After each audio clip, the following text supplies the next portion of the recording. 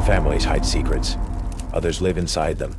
Welcome to the Marla Plantation, a place deep in the Louisiana bayou, where the air is thick with more than just humidity. My name is Marla Quinn, and I came here seeking a quiet escape, a temporary haven. Instead, I found myself living by 3 strange rules, just to stay alive for a family with a chilling legacy. What's the creepiest house you've ever been inside? Tell me in the comments below. And if you're brave enough to step onto the veranda, subscribe to Night Creepypasta Rules and ring that bell. Because here, the past isn't buried, it's drawing. Let's meet the children. They say grief can make a house sick, its sorrow seeping into the very timbers. But the Marla Plantation, nestled deep in the humid embrace of the Louisiana bayou, wasn't just sick. It felt like it was actively trying to de-guest its inhabitants, starting with me. I had taken the babysitting job for the twins, Asher and Agnes, as a desperate measure, a way to anchor myself after the recent silent implosion of my own life, the loss I couldn't speak of. I'd imagined the quiet drone of cicadas and the heavy scent of magnolias would be a temporary balm, a distraction from the hollowness within. But Mrs. Perrenoir, the family's housekeeper, a woman whose posture was as unyielding as the ancient, moss-draped oaks surrounding the estate, had handed me a list of 3 rules along with the keys. Her voice, as dry and rustling as last year's Spanish moss, implied these weren't suggestions, but articles of survival. For your tenure, Miss Quinn, she'd said, her dark eyes holding no warmth, only a weary resignation. The house itself, a decaying antebellum beauty with wide verandas and shuttered windows like sleepy eyes, seemed to sigh with secrets, its floorboards groaning under unseen weight, even when the air hung still and heavy. The last girl who tried this job, a distant cousin named Callie that I'd mentioned in passing, had apparently found the rule about the muddy footprints too. A mud sing. She'd quit without notice, though some of the sparse local whispers implied she never truly left the swamp's cloying embrace. My name is Marla Quinn, student of psychology, temporary nanny, and current custodian of a grief so profound it felt like a phantom limb. The drive to the Marla estate had been an unnerving descent into a world that time seemed to have forgotten. The paved road giving way to gravel, then to a rutted dirt track swallowed by encroaching cypress and tupelo. The air, when I finally stepped out of my sputtering car, was thick enough to drink, laden with the perfume of unseen blossoms, the decay of the swamp, and something else, something primal and watchful. Mr. Amos Myro met me on the veranda. He was a tall man, gaunt and stoop-shouldered, his eyes holding the weary shadows of sleepless nights and unspoken sorrows. He looked like a man slowly being consumed by his own legacy. "Miss Quinn," he said, his voice a low rumble, barely audible above the chorus of unseen insects. "Thank you for coming. The children, they require a certain understanding." He didn't elaborate, instead handing me that same list of rules Mrs. Perrenoir had shown me, now neatly typed on aged, water-stained cardstock. When the children call you by their dead sister's name, don't correct them. If the twins insist their grandmom is visiting, serve her sweet tea, even though she died in 1890. When muddy footprints lead up the wall to the ceiling, something came back from the swamp. "Traditions, Miss Quinn," he'd explained, his gaze fixed on some distant point over my shoulder. "Keeps the house settled, keeps the children calm." His explanation felt as thin and brittle as old lace. The twins, Asher and Agnes, were 7. Agnes were 7. Airily beautiful children with identical mops of dark curly hair and eyes so dark they seemed to swallow the light. They possessed a quiet, unnerving intelligence and an almost telepathic ability to finish each other's sentences. From another wing of the sprawling, shadowed house, I'd caught a glimpse of Callie Myro.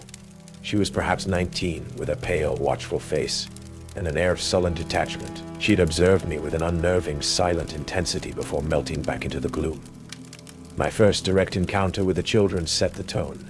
As I knelt to introduce myself, Agnes, her dark eyes unnervingly direct, offered a small, knowing smile. "Hello, Sister Rose," she said, her voice a soft bell-like chime. Asher, standing beside her, simply nodded, his gaze equally intense. "You're back." My heart gave a painful lurch. Rose. The name felt cold on their tongues. A forgotten melody suddenly replayed. The first few days at the Myro plantation were a disorienting blend of cloying southern charm and creeping, insidious dread.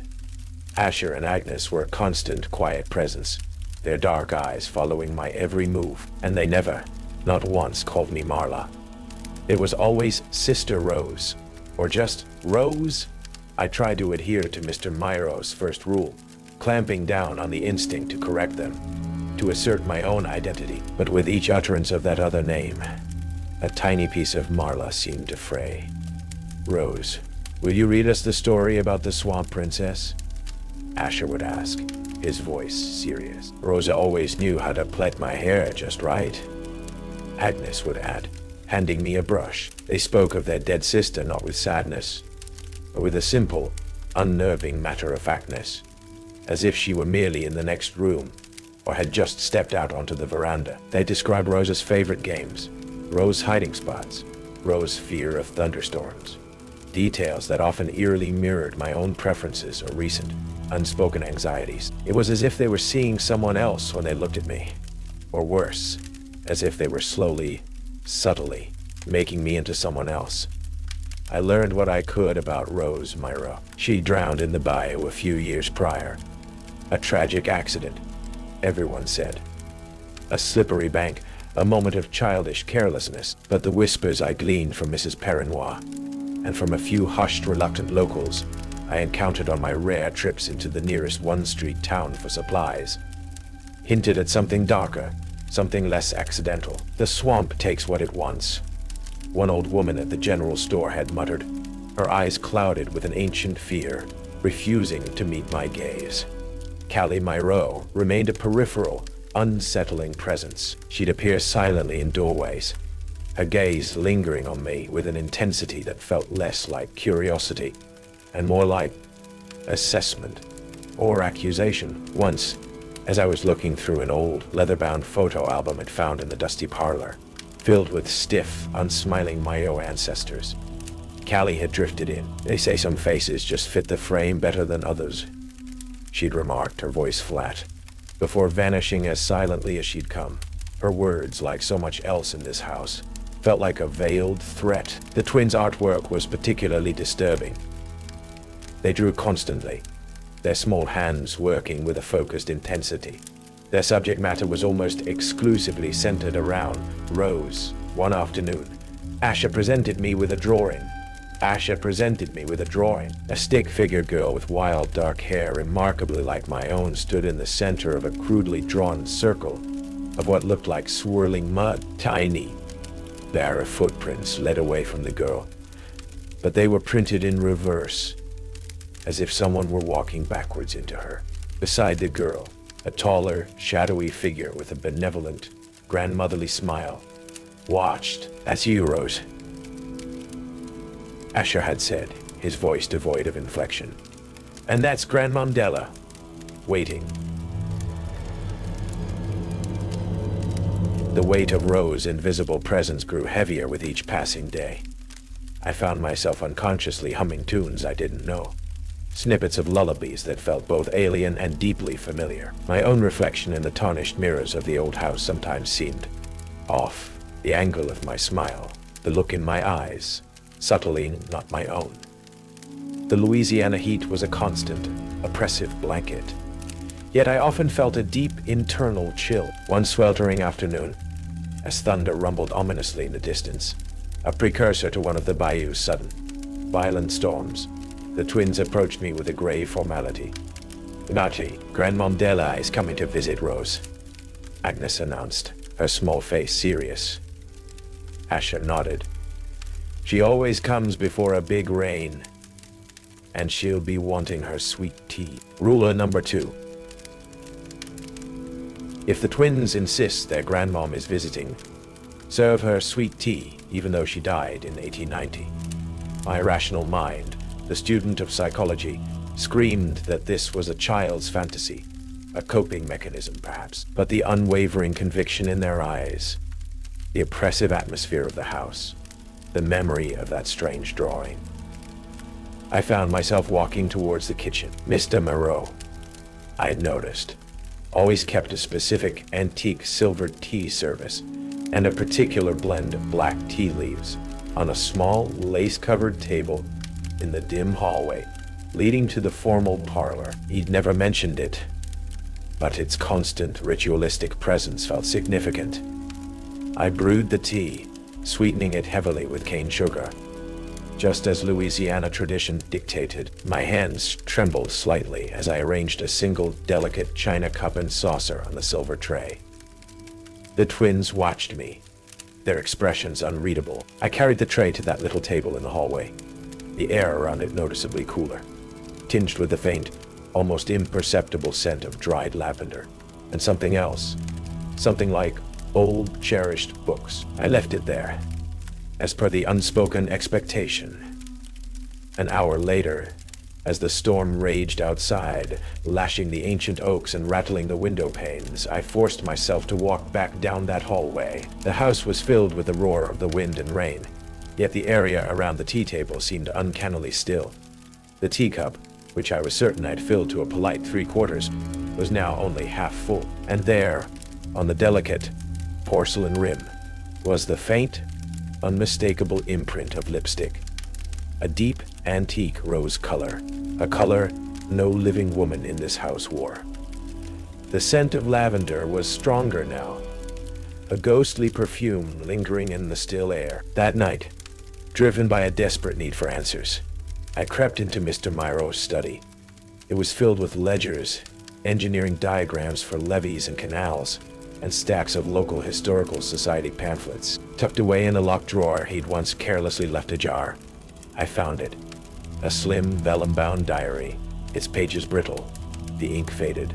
It was Della Moreau. The entries were sparse, filled with references to the old ways, the whispers from the water, and a returner who seeks a new reflection. One passage, dated shortly before her death in 1890, chilled me to the core.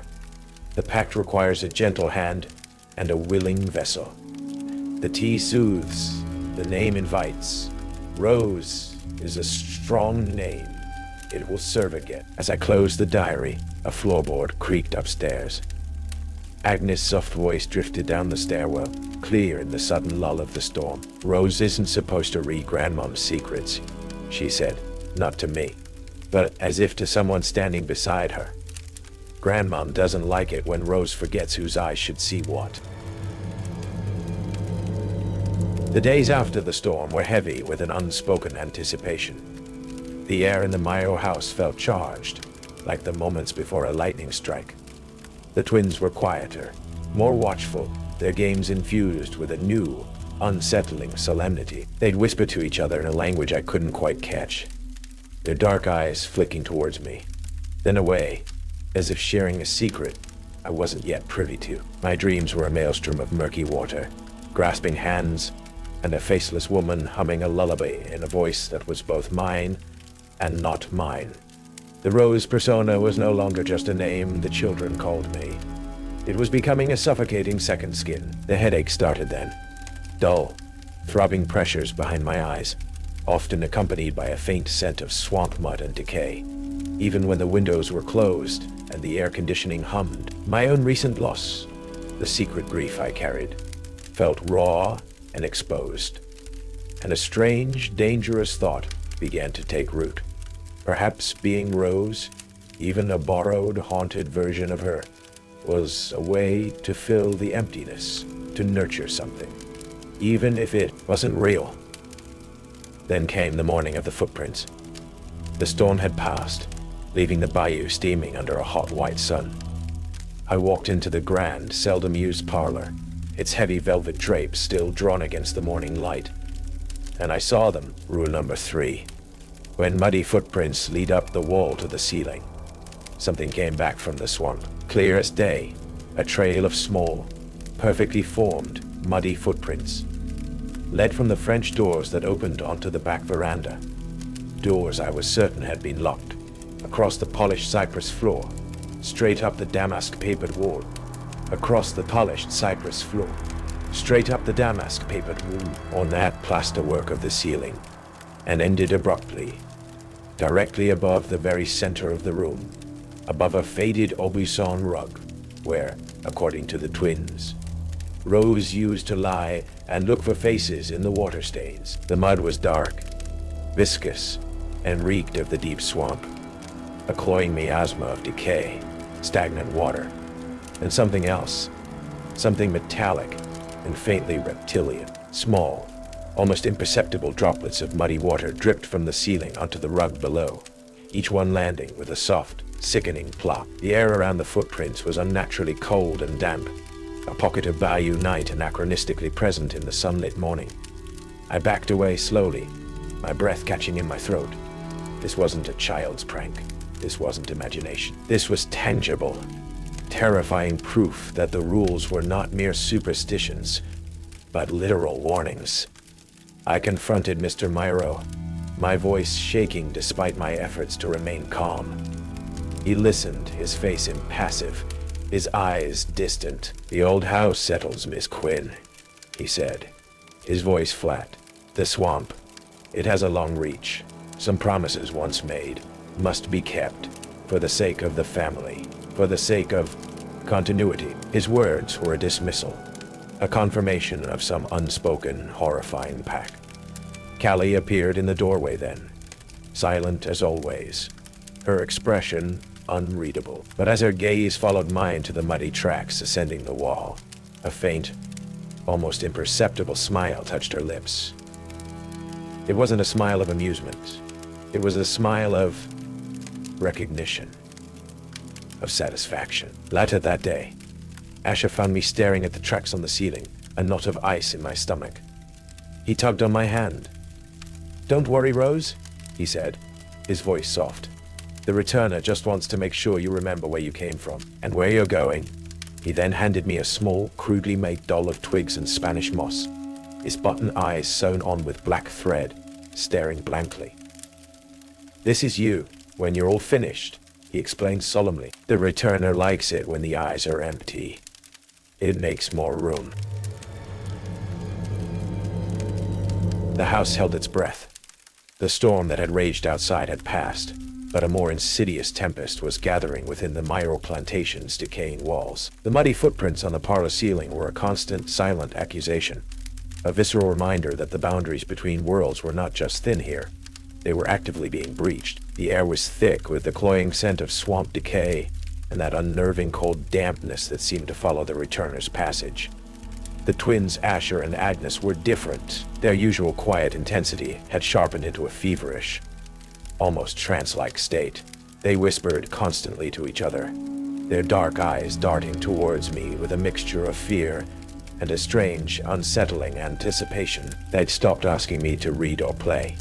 Instead, they sat huddled together in the dimmest corner of the nursery, furiously sketching on a large roll of butcher paper. Mr. Myro had inexplicably provided. The scratching of their crayons was a rasping, relentless sound. "The returner is coming to finish the picture, Rose," Agnes would murmur, not looking up from her work. "It needs your face to be just right," Asher would add, his small hand moving with an unnerving precision.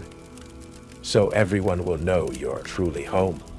My own psychological state was deteriorating. The headaches were near constant, and the lines between Marla and Rose were blurring into a terrifying, indistinct landscape. The grief for my lost child, a pain I had tried so desperately to suppress, was now a raw, open wound, and a perverse, insidious thought whispered in the recesses of my mind.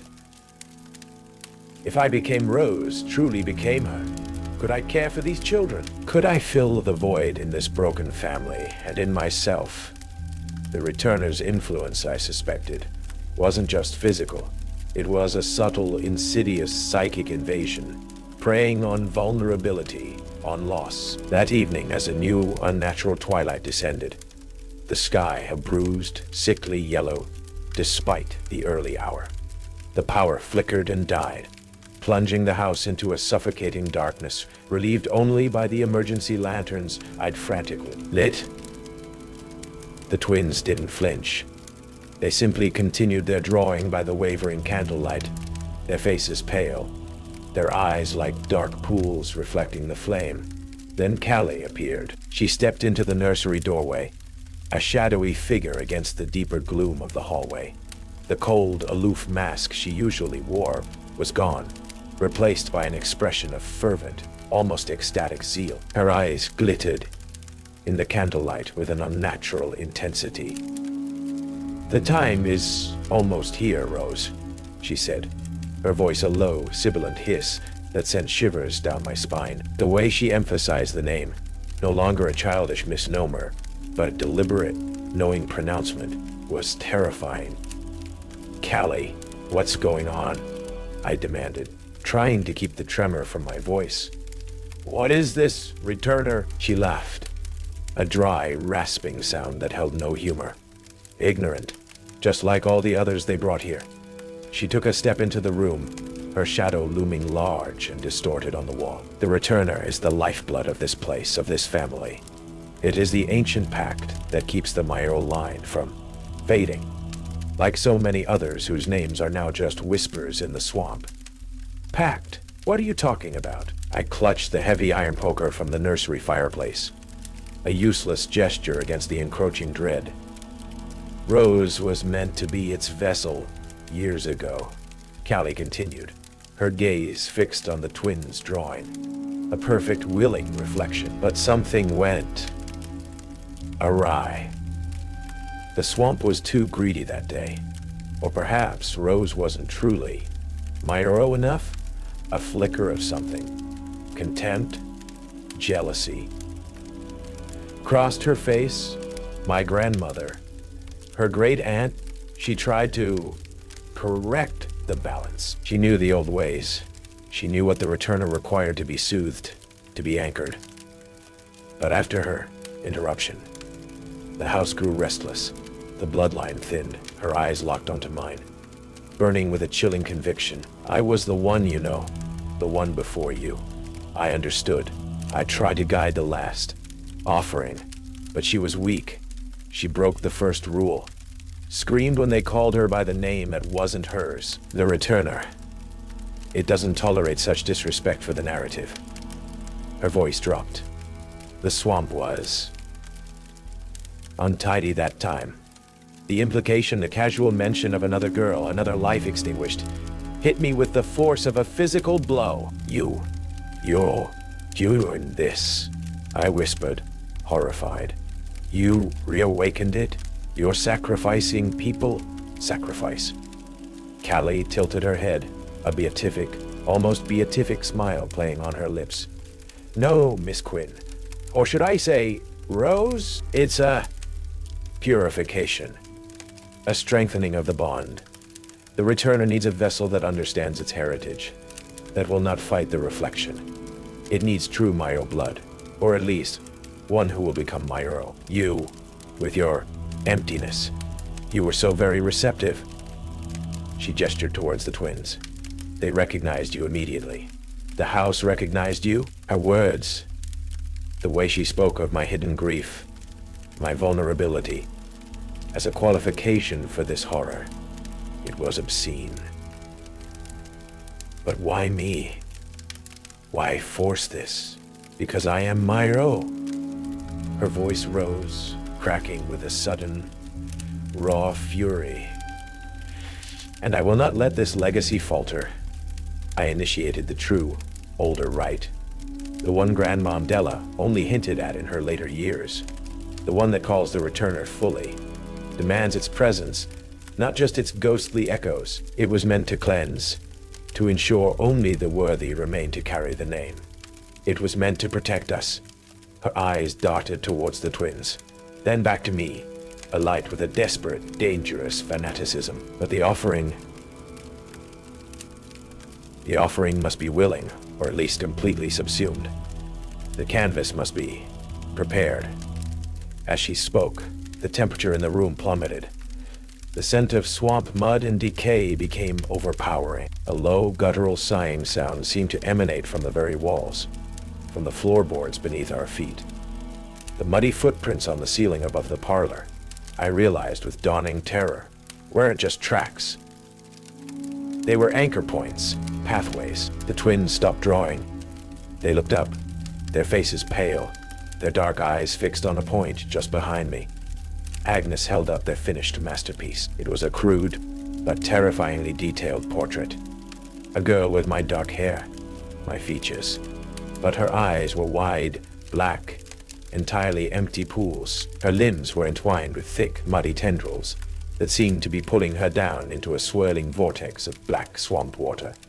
Below the figure, in childish scrawl, was a single word, Rose. "It's almost complete," Callie whispered, her voice filled with a rapturous awe.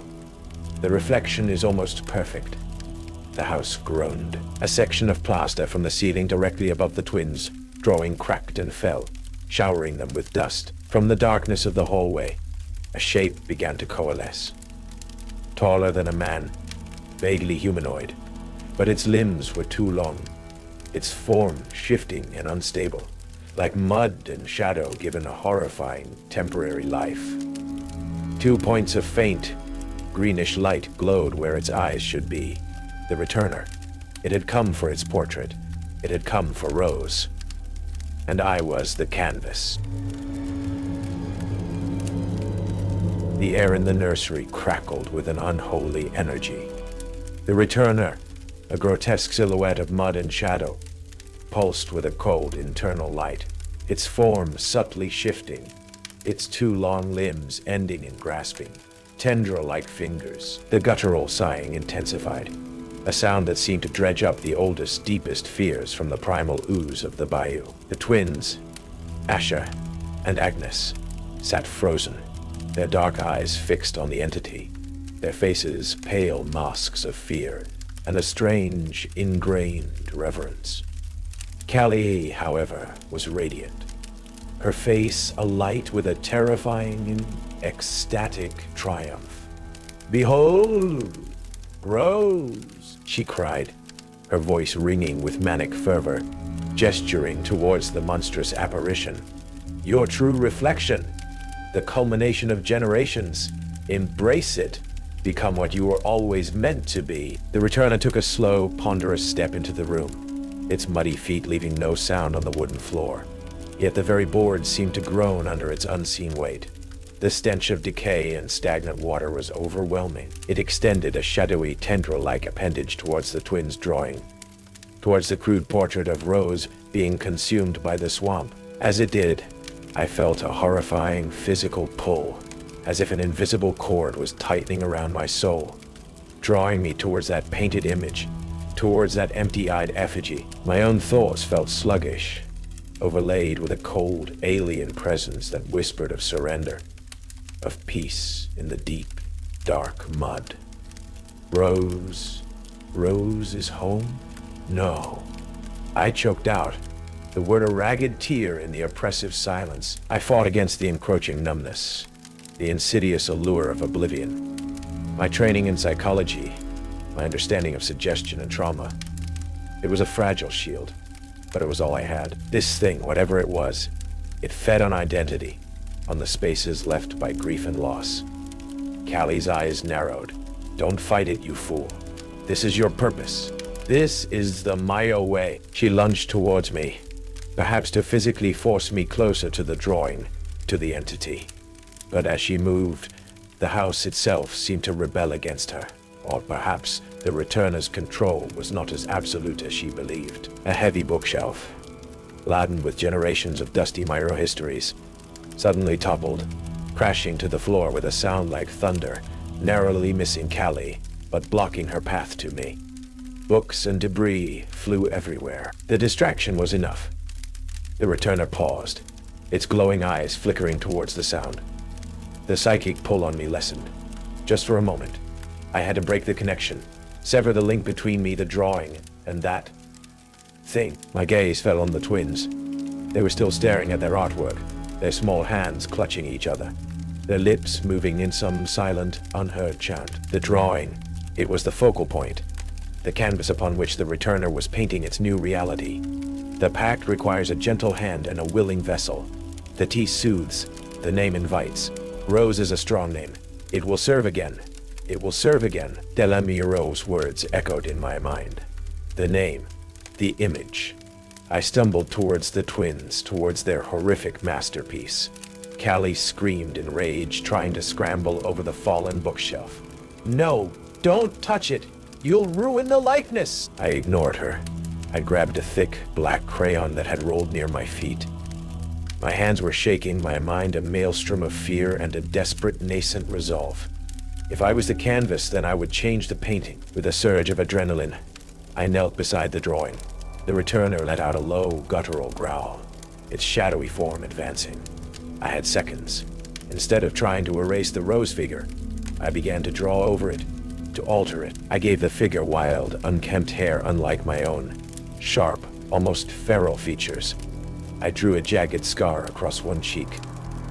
I changed the clothes from the simple dress the twins had depicted to a pair of rough, patched trousers and a torn shirt. I was transforming Rose into someone else, someone unrecognizable, someone defiant, someone who didn't belong in the Myro narrative.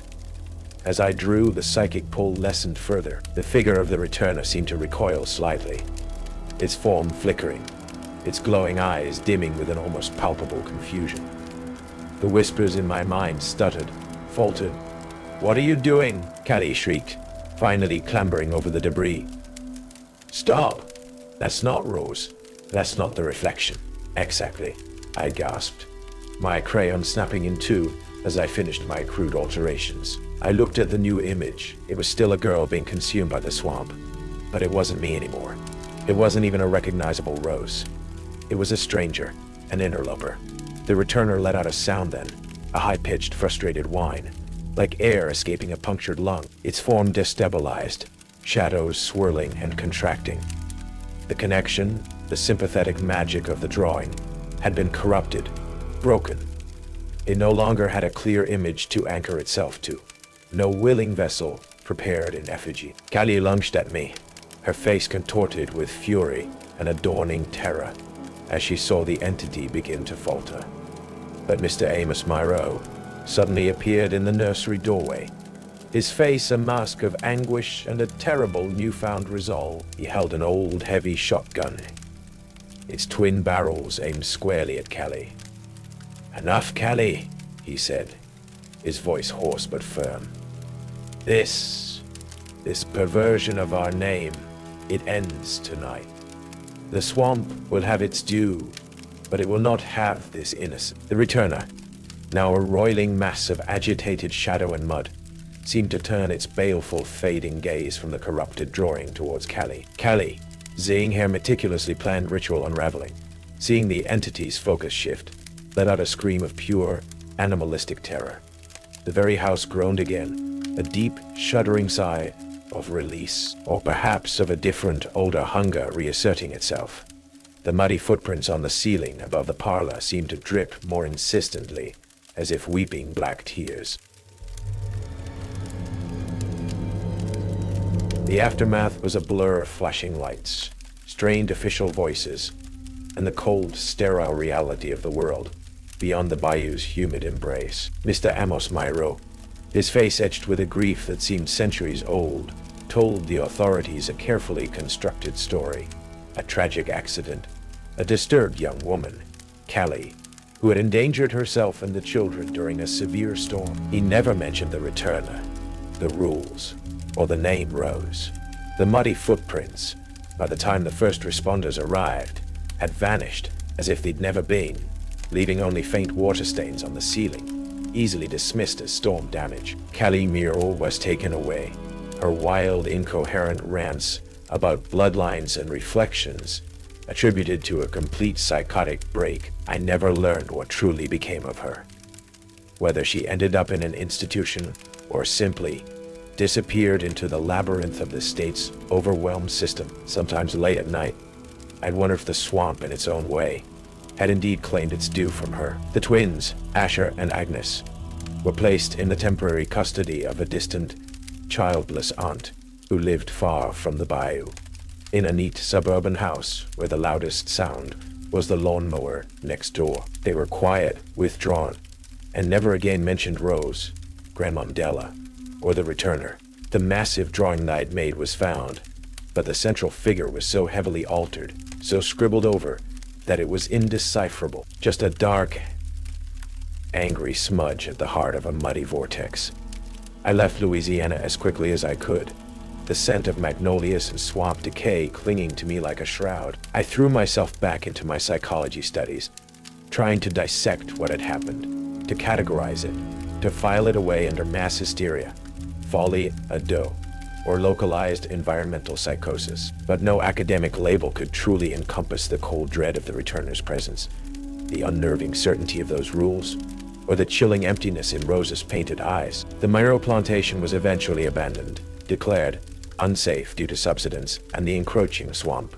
Locals whispered that it was slowly being swallowed by the bayou, its secrets returning to the mud. Mr. Myro, they said, simply walked away one day and was never seen again, perhaps seeking his own form of penance in the wider world, or perhaps answering a call only he could hear. Years passed. I finished my degree, became a child psychologist, ironically enough. I dedicated myself to understanding the fragile architecture of young minds, the power of suggestion, the ways in which trauma can reshape reality. I built a life, a career, a semblance of normalcy.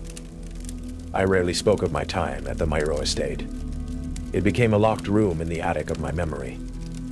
Then, about a decade later, I was attending a conference on early childhood development. One of the keynote speakers was a renowned art therapist, known for her work with selectively mute children.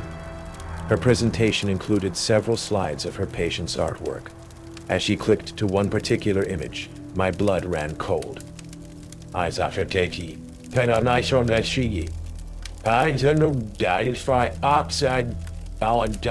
It was a child's drawing, rendered in a familiar, crude but intense style. It depicted a tall, shadowy figure with glowing eyes, its long limbs ending in tendrils, standing beside a girl with dark, curly hair.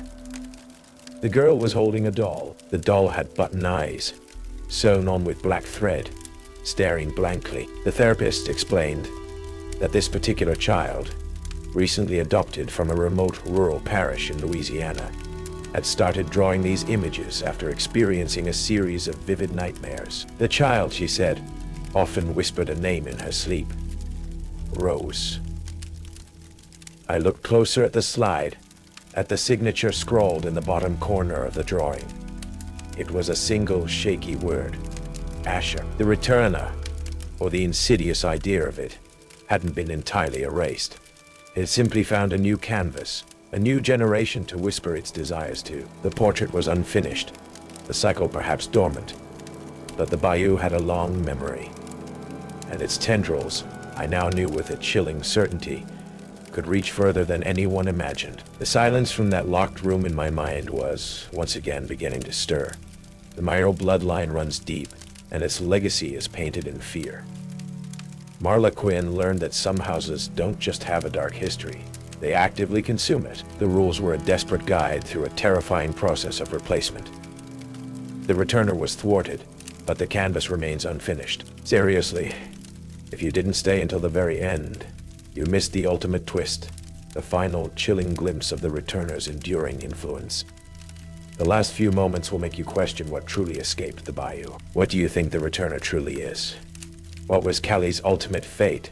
Share your theories in the comments below. And if you made it through the night at the Myro plantation, if the rules haven't broken you, then you're already a part of our story. Subscribe to Night Creepypasta Rules, because some family portraits are painted with souls, and the drawing is never truly complete.